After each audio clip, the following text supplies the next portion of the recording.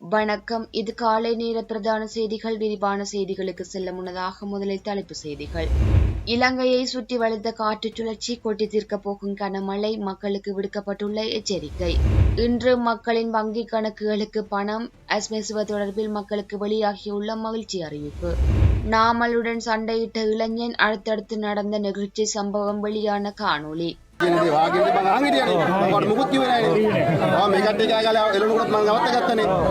தமிழ் மக்களை வெட்டி கொலை செய்ய வேண்டும், அம்பிட்டிய தேரருக்கு வைக்கப்பட்ட செக், தானாக வந்து சரணடைந்த தேரர். தலைமறைவாகியிருந்த பிள்ளையானின் நெருங்கிய சகா மட்டக்களப்பில் வைத்து அதிரடி கைது. முடியை பிடித்து இழுத்து சண்டையிட்ட எம்பிக்கள். தீயாய் பரவிய காணொளியினால் சிக்கிய காவல்துறை அதிகாரி. தமிழ் மொழியை புறக்கணிக்கும் அரசாங்கம், தேரர் தலைமையிலான குழு கொந்தளிப்பு. மீண்டும் ஜனாதிபதி தேர்தலில் களமிறங்க உள்ள சஜித்.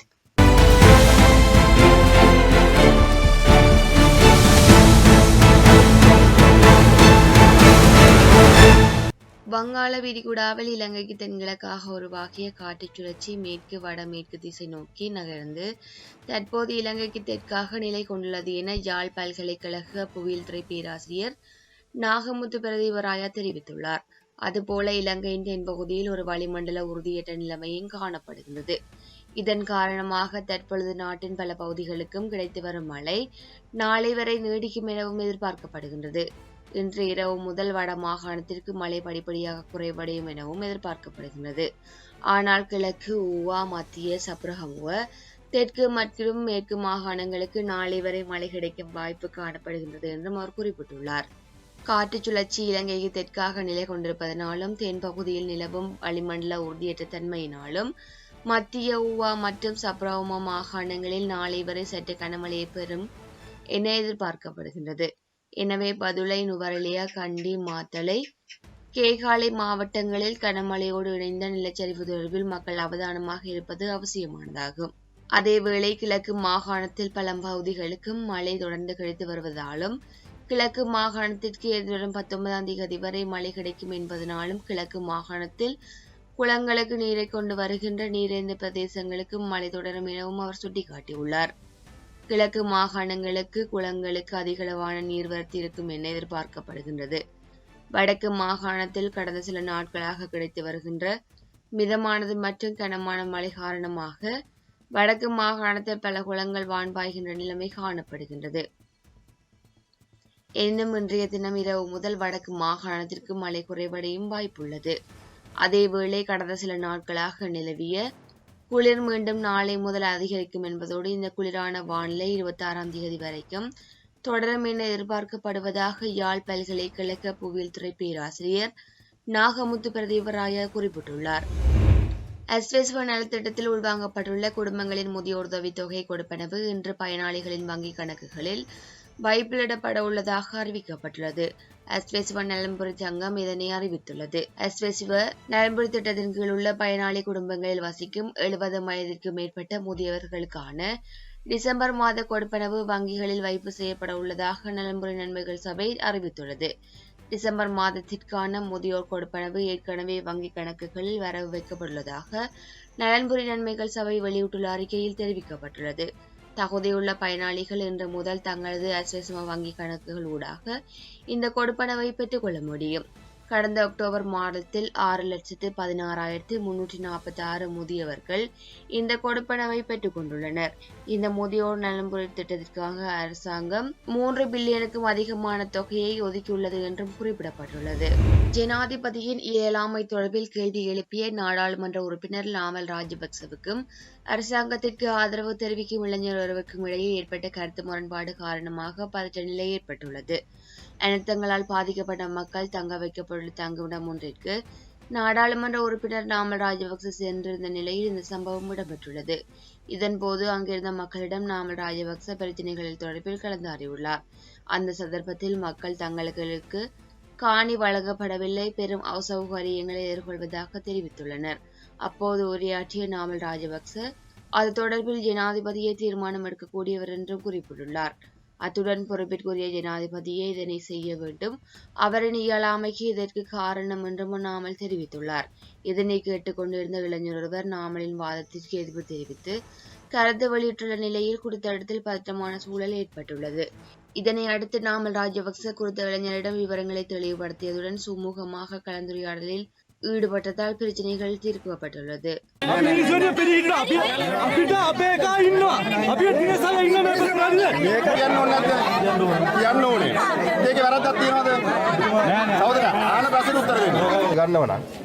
ඔබතුමාලා විහිළුවට ගන්න ජනාධිපතිතුමාගේ නොහැකියාව. මොකද මේ විශේෂ භාරය ඉන්නේ මේ රටේ විධායක ජනාධිපතිවරයා.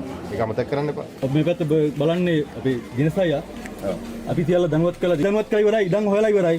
අපි ඒක වැඩේ තුට්ටක් පරක් වෙන්න පුළුවන්. මේ දැන් තියෙන්නේ මේ ආපදාවට ලක් වෙච්ච මිනිස්සු දුකටපත් වෙච්ච මිනිස්සුන්ගේ අපි මිනිස්සුන්ගේ පිළිහින්න අපිට අපේ එකා ඉන්නවා. අපිට දිනසයියා ඉන්න මේ ප්‍රශ්නාදිද? මේක කියන්න ඕනේ නැද්ද? කියන්න ඕනේ. ඒකේ වැරද්දක් තියනවද? නෑ නෑ. සහෝදරයා ආන ප්‍රශ්නෙට උත්තර දෙන්න. දැන් වාගේ මම අහන්නේ කියන්නේ පුරුදු වෙන්න. අපි දේශපාලනය කරනවා අපි දුක් වේදන මිනිස්සු ගාවට එනවා අපි ඒක දන්නවා. රයිට්? වත් කොල්ලෙක් මාත් කොල්ලෙක්. ඉතින් අපි කියන්නේ දේ වාගේ දේ මම අහන්නේ කියන්නේ. මම මුකුත් කිව්වේ නෑනේ. මේකට එක ගාලා එළවලුකට මම ගවත්ත ගත්තනේ. එහෙනම් මම කියන දේත් අහගන්න. රයිට් මේක එකතු වෙලා ගොඩ දාන්න මිනිස්සුන්. වාගේ අයියව බලා ගන්න. මගේ දේශපාලනේ මම කරනවා. හැබැයි මේ මිනිස්සුන්ව මාස ගණන් කඳුරුල තියන්න බෑ. ඒකට විකල්පයක් අපි හොයන්න ඕනේ. හරි? ඒක තමයි මමත් කියන්නේ ඒකයි උඹත් කියන්නේ. ඒක අපි දෙන්න මේකට අරගෙන වැඩක් වෙන්නේ නෑ. හරි? ඒක මල්ලි මම පාර්ලිමේන්තුවේ බේර ගන්නම්. ඒක වත් දෙක මට බේර ගන්න බෑ.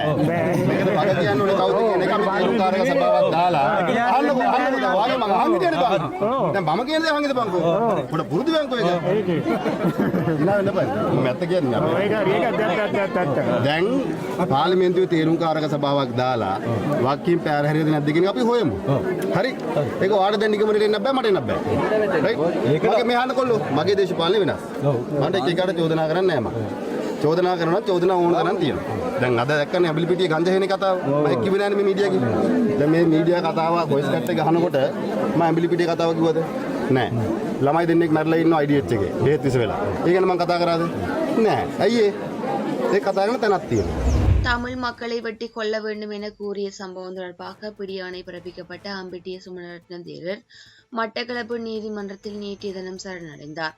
அதனை அடுத்து அவரை தலா 1 லட்சம் ரூபாய் மதிப்புள்ள 2 சரண பிரயில் செல்ல அனுமதித்து உத்தரவிட்டு ஜனவரி மாதம் 20ஆம் திகதி வழக்கை நீதிபதி ஒத்திவைத்தார். கடந்த 2023 10/23ஆம் திகதி ஊடகங்களுக்கு சுமணரத்ன தேரர் வழங்கிய செவ்வியின் போது வடக்கில் உள்ள தமிழ் மக்களையும் தெற்கில் உள்ள தமிழ் மக்களையும் வெட்டி கொள்ள வேண்டும் என தெரிவித்துள்ளார்.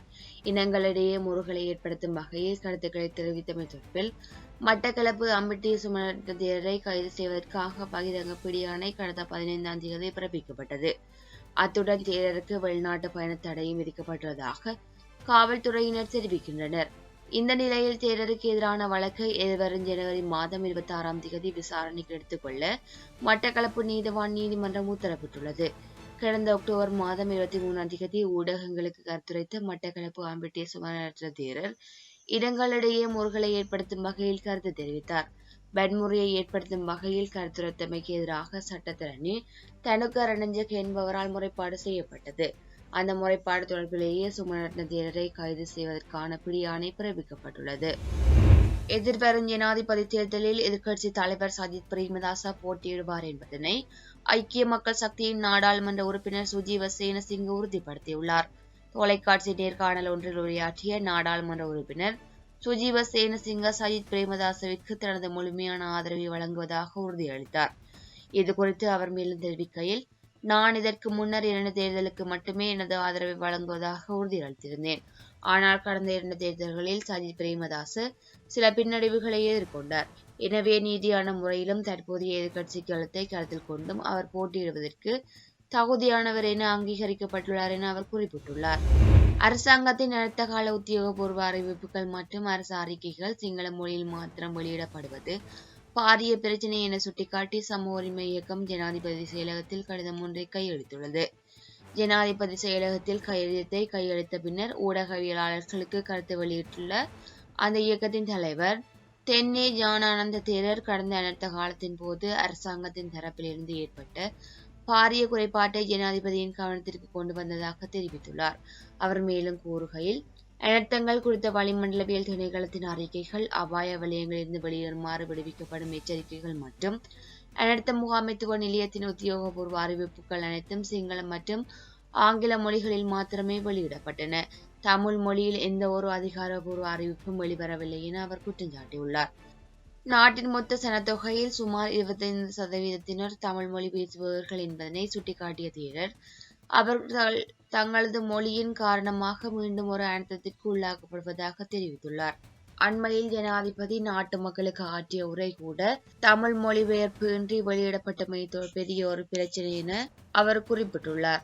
அது மட்டுமின்றி இது ஒரு பாரிய தவறு என்றும் அவர் குறிப்பிட்டுள்ளார். தேர்தல் காலங்களில் யாழ்ப்பாணத்திற்கு சென்று சம உரிமை பற்றி பேசிய தேசிய மக்கள் சக்தி அரசாங்கம் இப்போது பழைய பாதையிலே பயணிக்கின்றதா என அவர் கேள்வி எழுப்பியுள்ளார். 1956 ஆண்டின் சிங்களம் மட்டுமென்ற மொழிக் கொள்கையினால் நாடு 3 தசாப்த கால யுத்தத்தை எதிர்கொண்டதை நினைவூட்டிய அவர் அந்த அழிவு பாதையில் மீண்டும் செல்ல வேண்டாம் என அரசாங்கத்தை எச்சரித்துள்ளார். இந்த அரசாங்கம் ஆட்சிக்கு வருவதற்கு தமிழ் மற்றும் முஸ்லிம் மக்கள் பெரும் பங்களிப்பை வழங்கியுள்ளனர். எனவே அந்த மக்களை புறக்கணித்து அரசாங்கம் செயற்பட முடியாது.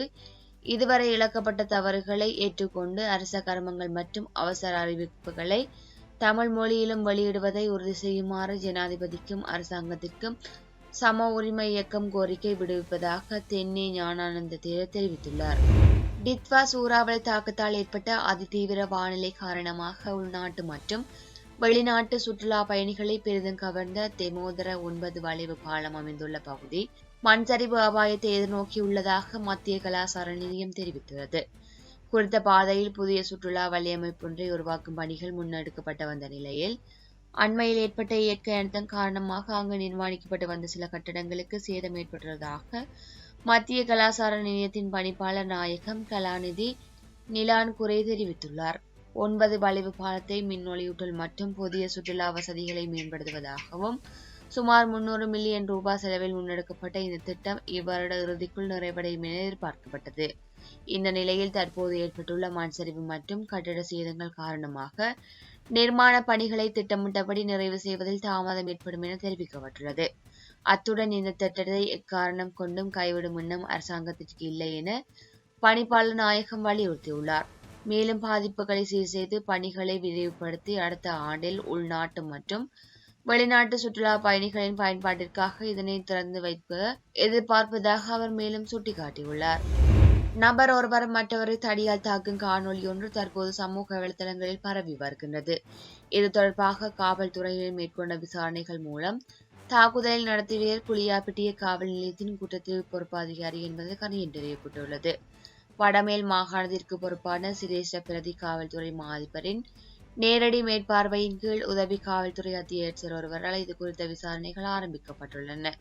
தாக்குதலை நடத்திய அதிகாரி உடனடியாக நடைமுறைக்கு வரும் வகையில் குளியாப்பிட்டிய காவல் நிலையத்திலிருந்து மாவட்டகம காவல் நிலையத்திற்கு இடமாற்றம் செய்யப்பட்டுள்ளதாக காவல்துறை ஊடக பிரிவு தெரிவித்துள்ளது. குறித்த அதிகாரிக்கு எதிராக எதிர்காலத்தில் ஒழுக்காற்று நடவடிக்கைகளும் எடுக்கப்பட உள்ளன. மெக்சிகோ நாடாளுமன்றத்தில் சட்டமூலம் ஒன்றின் மீதான விவாதத்தின் போது ஆளுங்கட்சி மற்றும் எதிர்க்கட்சி உறுப்பினர்களுக்கு இடையே ஏற்பட்ட மோதல் ஒருவரை ஒருவர் தாக்கும் வன்முறையாக மாறியுள்ளது. மெக்சிகோ அரசாங்கம் அந்த நாட்டின் வெளிப்படைத்தன்மைக்கான அமைப்பை கலைப்பதற்கான புதிய சட்டமூலம் ஒன்றை கொண்டு வந்தது. இந்த அமைப்பை கலைப்பதன் மூலம் அரசாங்கத்தின் செயல்பாடுகளில் வெளிப்படைத்தன்மை குறையும் என எதிர்க்கட்சிகள் குற்றம் சாட்டின. சட்டமூலத்திற்கு எதிர்ப்பு தெரிவித்து எதிர்க்கட்சி உறுப்பினர்கள் நாடாளுமன்றத்தின் நடுப்பகுதிக்கு வந்து கோஷங்களை எழுப்பினர்.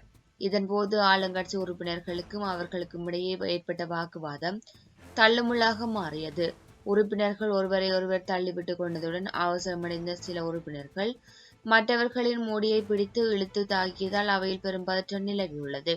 நாடாளுமன்றத்திற்கு நிலவிய கட்டுப்பாடற்ற சூழலை தொடர்ந்து கூட்டத்தொடர் தற்காலிகமாக நிறுத்தி வைப்பதாக அவைத் தலைவர் அறிவித்துள்ளார். மக்களாட்சியின் உயரிய சபையான நாடாளுமன்றத்தில் மக்கள் பிரதிநிதிகள் இவ்வாறு நடந்து கொண்டது அரசியல் நாகரிகமற்ற செயல் என சர்வதேச ஊடகங்கள் விமர்சித்துள்ளன. கிழக்கு மாகாண முதலமைச்சர் பிள்ளையானின் சகா அஜித் என்பவர் மட்டக்களப்பு கொண்டையங்கேணியில் உள்ள அவரது வீட்டில் வைத்து கைது செய்யப்பட்டுள்ளதாக போலீசார் தெரிவித்துள்ளனர்.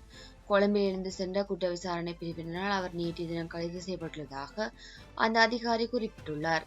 கிழக்கு பல்கலைக்கழக முன்னாள் உபவேந்தர் பேராசிரியர் சுப்பிரமணியம் ரவீந்திரநாத் கடந்த 2006 டிசம்பர் 15ஆம் தேதி கடத்தப்பட்டு காணாமல் போன சம்பவங்கள் தொடர்பிலேயே 5 என்பவர் கைது செய்யப்பட்டுள்ளதாக தகவல்கள் வெளியாகியுள்ளன.